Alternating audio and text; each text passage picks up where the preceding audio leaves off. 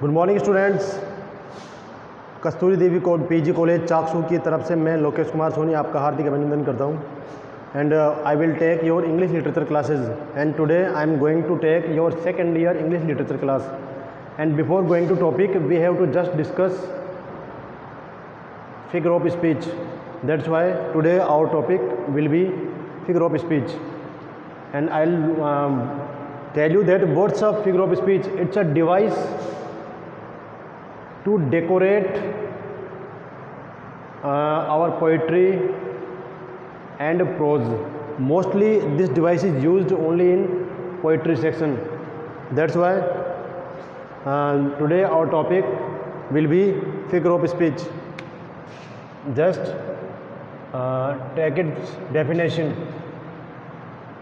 It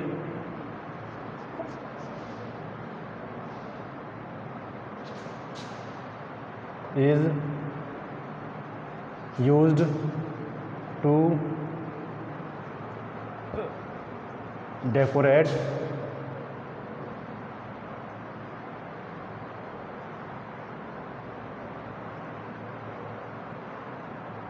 poetry and prose.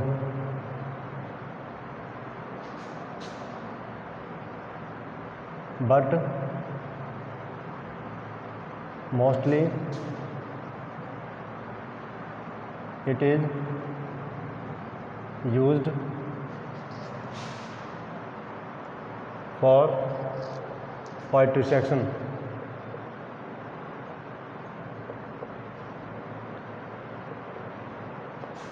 It is used to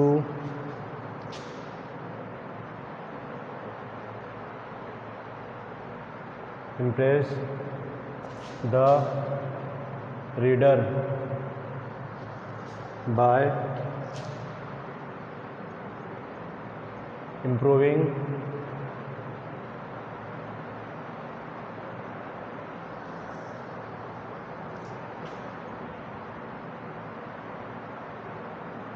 effect of the words. And our first figure of speech is alliteration.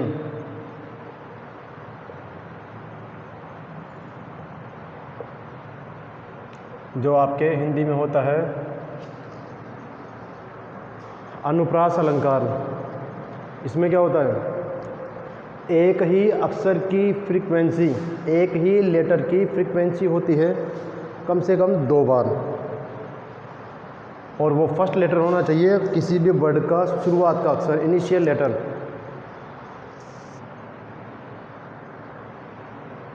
जैसे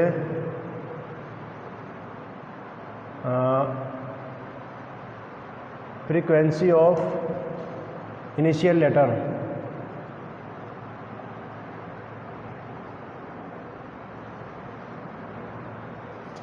initial letter का मतलब पहला अक्षर।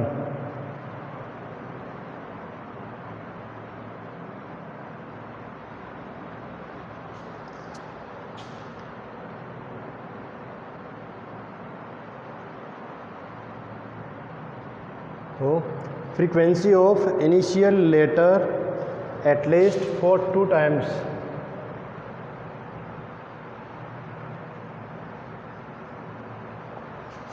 In a single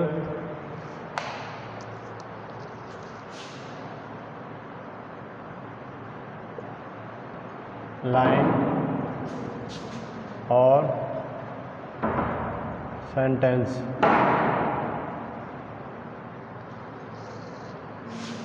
Now we take its example.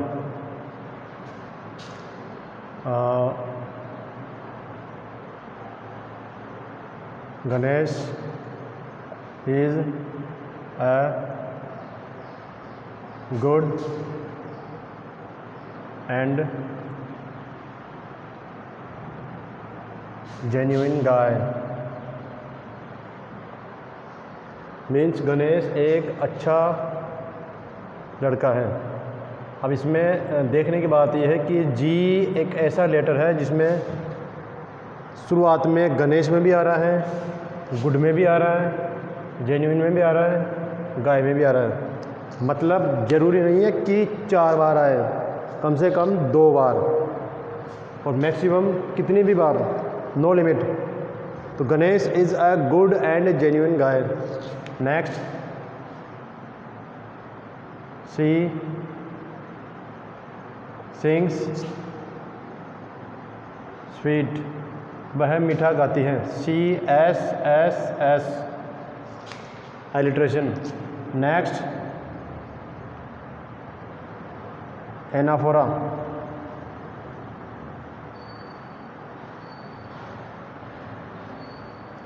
Anaphora में क्या होगा, repetition.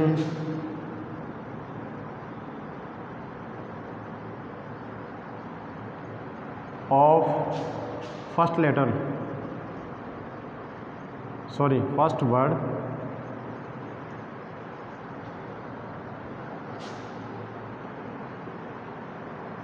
at the initial portion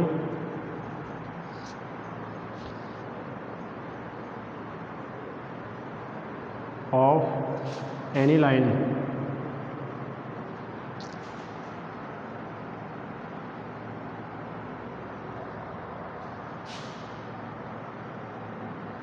but it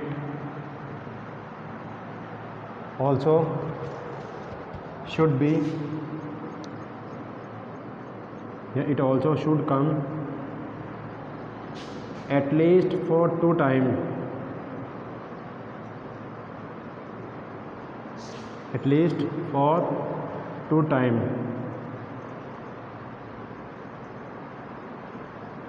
2 times. Example,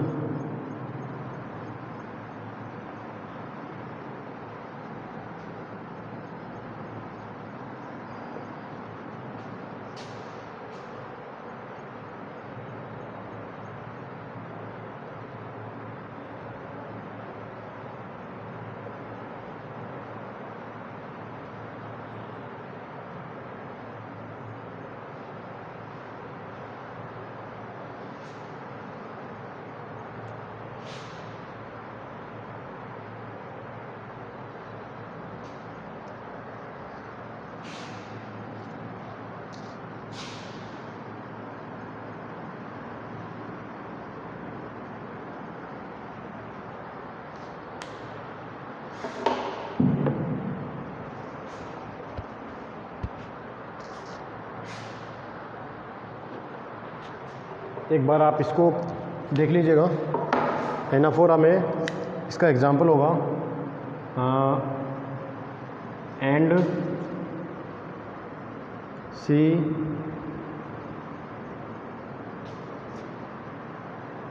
shows her charm for money and she lives her life in a happy way। Hindi translation क्या है, अपने को इससे कोई मतलब नहीं है। देखना सिर्फ ये है कि शुरुआत में स्टार्टिंग पोर्शन पे क्या आया, एंड, तो ये क्या होगा आपका एनाफोरा। ठीक, नेक्स्ट, उतार लीजिए आप इसको, जब तक मैं इसको इरेज कर देता हूँ, और आप पॉज करके भी इसको उतार सकते हैं।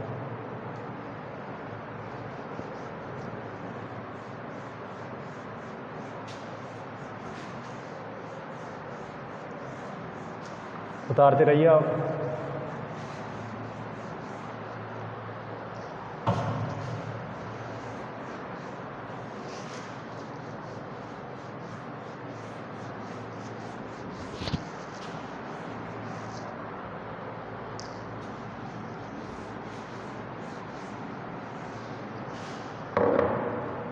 अगला है आपका एसोनेंस। जो पहले प्रॉब्लम थी वो अब नहीं होने की। ASSONANCE एसोनेंस, ये भी रिपीटिशन में ही आएगा।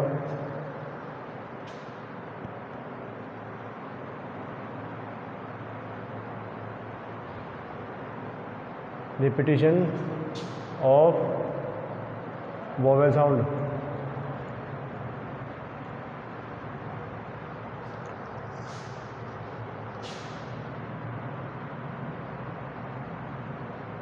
at the same sequence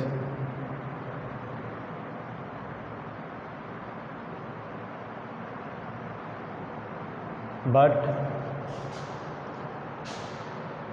it should not be at first or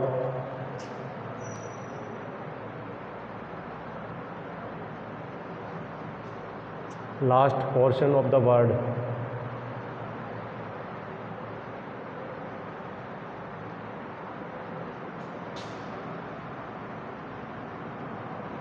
Like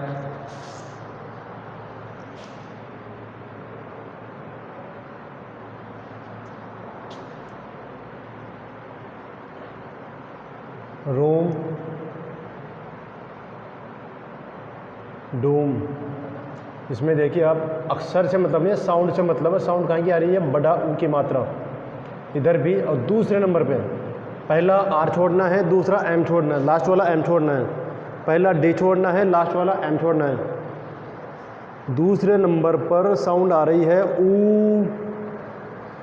Hindi में है ये, इंग्लिश में अगर आप फोनेटिक्स की बात करें तो ये वाला साउंड सेम है दोनों। तो room, doom. Okay, next example.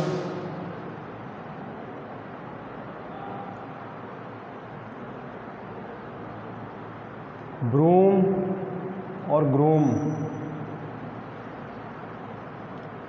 देखिए अब आर, इधर भी आर, दूसरे सॉरी ये कॉन्सोनेंट है। इधर देखिए आप तीसरे नंबर पे बी आर छोड़ के तीसरे नंबर पे ओ। अब आप सोच रहे होंगे सर डबल ऊ दोनों बार कुछ अलग ले लीजिए।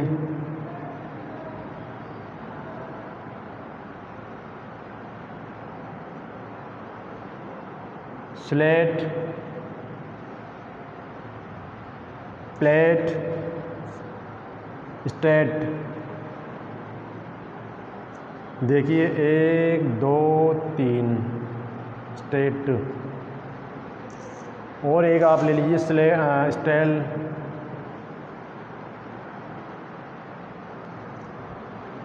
ओके, स्लेट, प्लेट, स्टेट, ये ए। नेक्स्ट है कॉन्सोनेंस।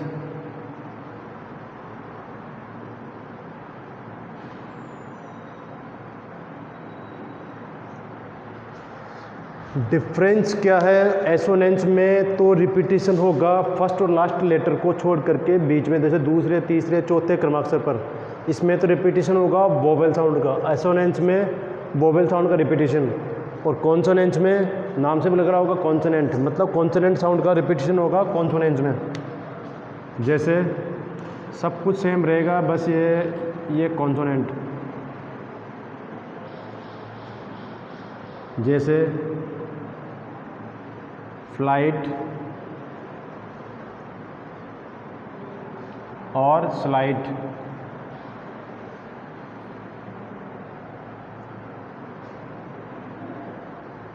ठीक। और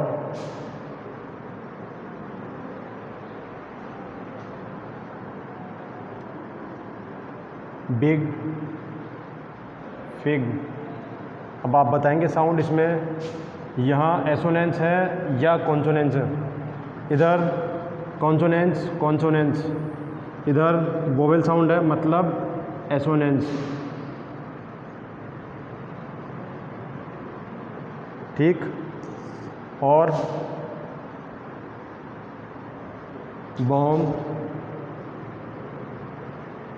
कॉम, टॉम, एम,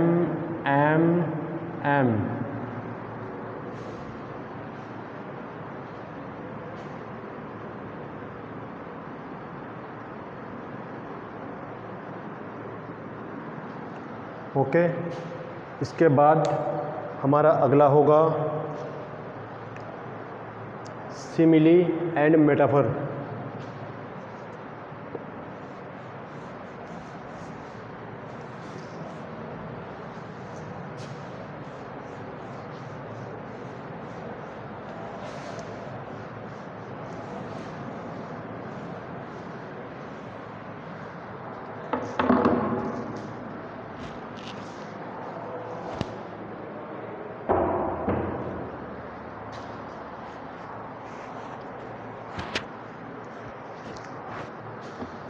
नेक्स्ट है सिमिली।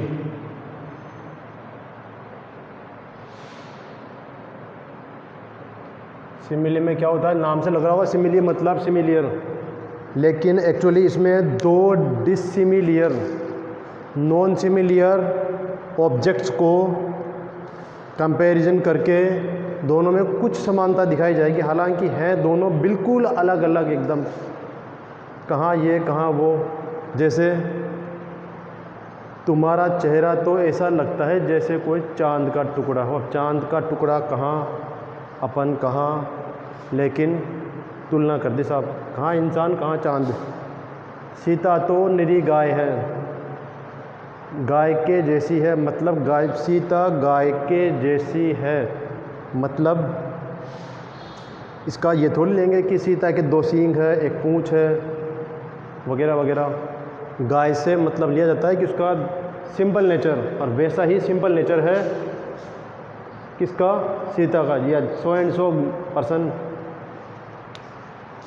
और इसके लिए पहचान, सीधी सीधी पहचान होती है कि सेंटेंस में या तो लाइक आता है लिखा हुआ या एज आता है, दोनों एक साथ नहीं आएंगे, दोनों में से कोई एक आएगा, दो के अलावा तीसरा कुछ भी नहीं आएगा।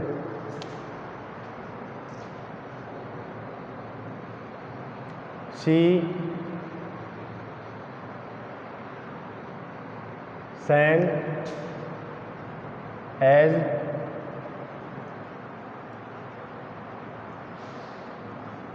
नाइटिंगेल। नाइटिंगेल मीन्स बुलबुल।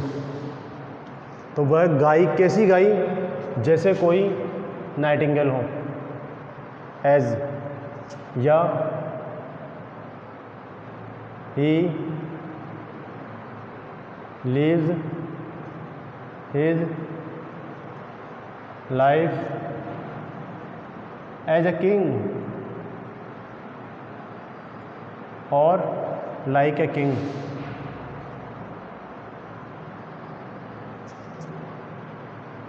या mister Rohan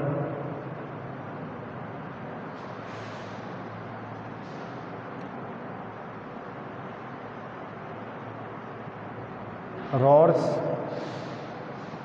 like a lion। Mister Rohan ऐसे दहाड़ते हैं जैसे कोई शेर दहाड़ता हो। तो मिस्टर रोहन और लॉयन क्या आ रहा है, लाइक, क्या आया, एज, क्या आया, लाइक, क्या आया, एज। तो लाइक और एज सिमिली की पहचान। नेक्स्ट है, थोड़ा इसी से मिलता जुलता है, मेटाफर। इसमें क्या होगा, इसमें तो कहा गया था कि कोई भी 100% के जैसा है, के जैसा बिहेव करता है, और इसमें डायरेक्टली कह दिया जाएगा तुम तो चांद के टुकड़े हो, तुम तो गाय हो, तुम तो हीरा हो।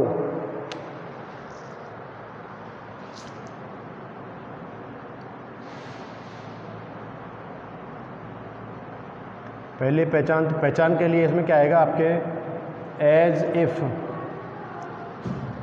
अगर सेंटेंस में एज इफ लिखा हुआ आता है मीन्स क्या होगा, ओनली मेटाफर। और सेकंड पहचान इसकी एक और होती है कि सेंटेंस में यूज़ किया हुआ होता है क्या, सब्जेक्ट कॉम्प्लीमेंट।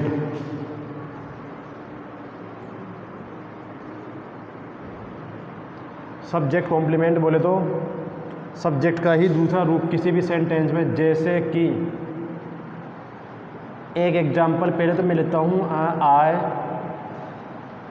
एम, मेरा नाम का लूँगा और तो क्या मतलब, आई एम लोकेश, ये है वर्ब, ये है सब्जेक्ट, ये क्या है ऑब्जेक्ट, नहीं ऐसा नहीं है, ये है ऐसे। सब्जेक्ट कॉम्प्लीमेंट्री मतलब ये जो आई है मैं, लोकेश कौन है मैं, ऐसा तो हो नहीं सकता कि मैं ही ब्रह्मा, मैं विष्णु, मैं सब्जेक्ट, मैं ही ऑब्जेक्ट, बिल्कुल नहीं। ये सब्जेक्ट है, इस सब्जेक्ट का ही दूसरा रूप है क्या, लोकेश। तो सब्जेक्ट का कॉम्प्लीमेंट्री फॉर्म, लेकिन इनमें अलग अलग कुछ भी नहीं है, एक ही इंसान के लिए दोनों है, लेकिन है ये सब्जेक्ट कॉम्प्लीमेंट्री। अब अलग अलग कैसे लेंगे, अलग अलग, you are lion in my company, you are a lion in my company.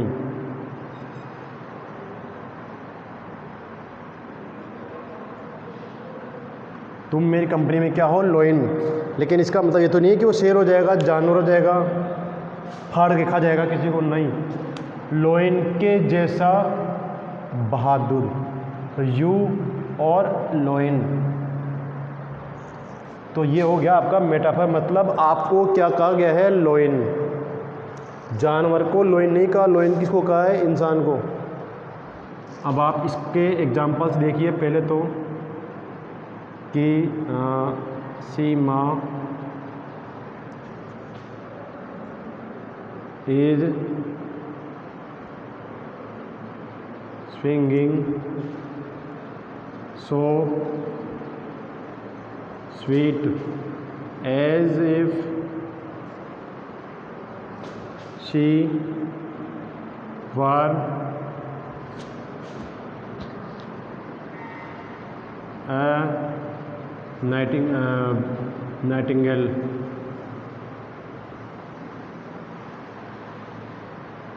Nightingale का ही एग्जाम्पल इसलिए लिया कि पहले तो आया था लाइक या एज के साथ नाइटिंगेल।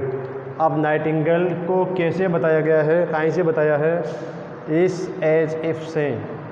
मतलब सीमा इतना अच्छा गा रही है, इतना मधुर गा रही है, मानो वह बुलबुल हो, वह नाइटिंगेल हो। सी के साथ आना क्या था, वॉज, लेकिन लगाया क्या, वर। पता है क्यों, it's called hypothetical condition where the situation which you are seeing right now is impossible in practical. वह कभी भी नाइटिंगेल नहीं बन सकती, लेकिन कहा गया है कि ऐसा लग रहा है मानो कोई बुलबुल ही गा रही हो। तो हाइपोथेटिकल कंडीशन ऐसी स्थिति में जब काल्पनिक स्थिति में हमेशा हर सब्जेक्ट के साथ में वर ही लगाया जाता है केवल। जैसे कि एक और आपने देखा होगा कि यदि अगर मैं भारत का प्रधानमंत्री होता तो ये कर देता, वो कर देता, so and so. If I were the prime minister of India I will eradicate terrorism in our India. I were. Next example subject complementary के लिए, the camel is the ship of desert, और you are my God. भगवान हो तुम मेरे, भगवान से तुलना करी गई है, भगवान का हक कहा गया directly. Sita is a cow in my blood relatives. इससे ये तो पक्का होता है कि ये जानवर तो बिल्कुल भी नहीं है, मेरे खून के रिश्तेदारों में सीता गाय है। मतलब बाकी के सभी व्यक्तियों का नेचर हो सकता है थोड़ा तेज़ हो, केवल सीता ऐसी है जिसका सिंपल नेचर है, ठंडा स्वभाव है। नेक्स्ट, अप्रैल इज द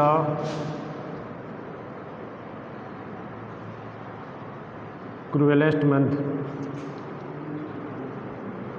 ये लाइन है विलियम वर्ड्सवर्थ की द वेस्टलैंड में। जी,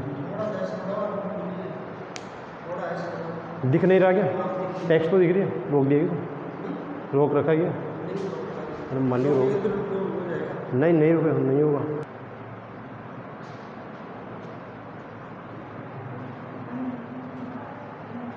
हाइपरबोल हिंदी में जिसको कहा जाता है अतिशयोक्ति, और आप इसके वर्ड से लेकर जाते हैं तो हाइपरबोल। हालांकि हिंदी ट्रांसलेशन से इंग्लिश वर्ड्स का कोई ताल्लुकात नहीं होता है, लेकिन फिर भी तोड़ाफोड़ी करेंगे वर्ड्स के अंदर। हाइपर का मतलब ऊंचा, बोल का मतलब बोलना। हालांकि कहीं कोई डिक्शनरी नहीं कहती है कि बोल का मतलब बोलना होता है इंग्लिश में, केवल ट्रिक ओनली। हाइपर बोल का मतलब ऊंचा बोलना, मतलब इतना बोलना जितना कि पॉसिबल ही नहीं हो। फॉर एग्जांपल, जॉन डन की एक पोएम द सनराइजिंग, इसमें जॉन डन खुद कह रहा है सूर्य को कि आई कैन एक्लिप्स यू, मैं तुम्हारे ग्रहण लगा सकता हूँ। ग्रहण लगाना दूर की बात, पास जाना है दूर की बात, एक बार नज़र तो मिला के देखो। लेकिन चैलेंज किया जा रहा है ग्रहण लगाने के लिए, और हकीकत ये है कि आप नज़र भी नहीं मिला सकते सूरज से 2 सेकंड के लिए। लेकिन क्या है अतिशयोक्ति कि मैं ऐसा कर सकता हूँ, मैं तुम्हारे ग्रहण लगा सकता हूँ। I can eclipse you from sunrising. John Donne.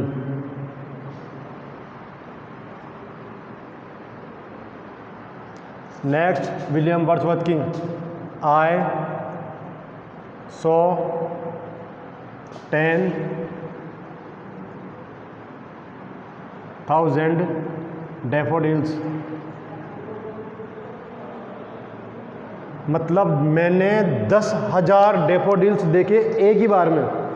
10,000 daffodils के फूल पॉसिबल नहीं है एक बार में कि अपनी आंखें 10,000 फूलों को एक साथ देख ले, लेकिन 10,000 फूल देखे मैंने। और she mad him understand for million times.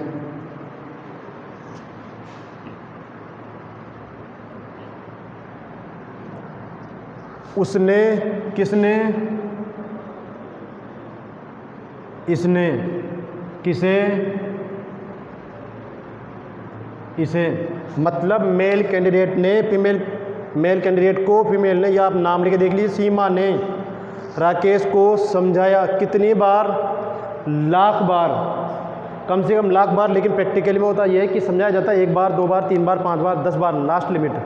बोला क्या जा रहा है? लाख बार, लाखों बार समझा दिया। मतलब अतिशयोक्ति, बहुत ज़्यादा है, कुछ बोला जाता है अलग से।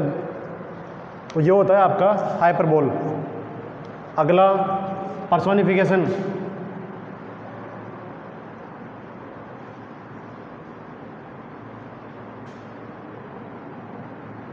इसको भी देखिए आप। पर्सोनिफिकेशन मतलब person plus dash dash dash. मतलब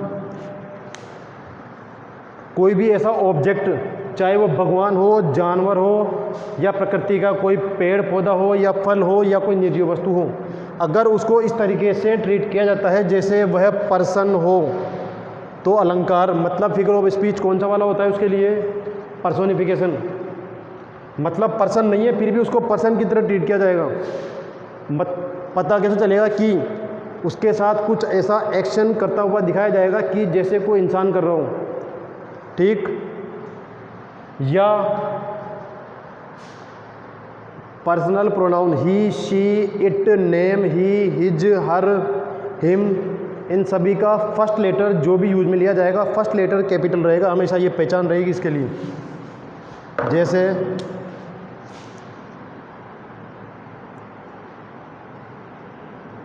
definition non person is treated like a human being.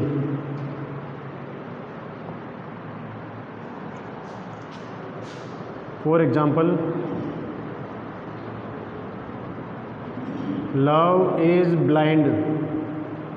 प्रेम अंधा होता है। क्या आंखें तो होती है क्या? हाथ पैर होते हैं क्या? नहीं होते हैं। आगे,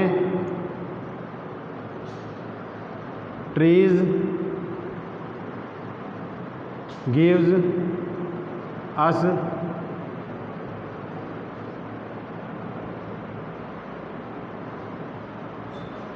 fruits.